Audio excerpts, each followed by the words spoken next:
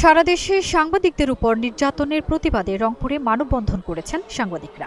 পহেলা March Rangpur press ক্লাবের সামনে সম্মিলিত সাংবাদিক সমাজের ব্যানারে এই মানববন্ধন অনুষ্ঠিত হয়। এ সময় বক্তব্য রাখেন সম্মিলিত সাংবাদিক সমাজের আহ্বায়ক ও মুখপাত্র, Rangpur city press club, reporters club Rangpur, Bangladesh photo journalist association RPAJ, Rangpur photo journalist association, Rangpur online journalist অ্যাসোসিয়েশনের নেতৃবৃন্দ। এ সময় সাংবাদিক নেতারা বর্তমান সরকারের কাছে নিরাপত্তা ও সাংবাদিক নির্যাতনের বিচারের দাবি জানান। বাংলাদেশের ২৪শে জুলাই অভ্যুত্থানের পরে তার প্রধানমন্ত্রীর দায়িত্ব নিয়েছেন জনাব তারেক রহমান। আমরা তার কাছে আশা করি যে সাংবাদিকদেরকে কথা বলার, কণ্ঠ রেজ করবার তাদেরকে সুযোগ করে দিতে হবে।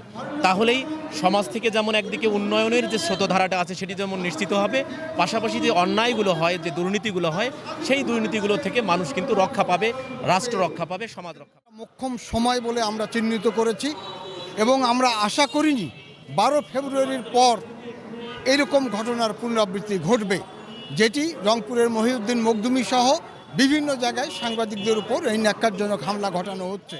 ফারজানা নিকিতা, নাগরিক প্রতিদিন।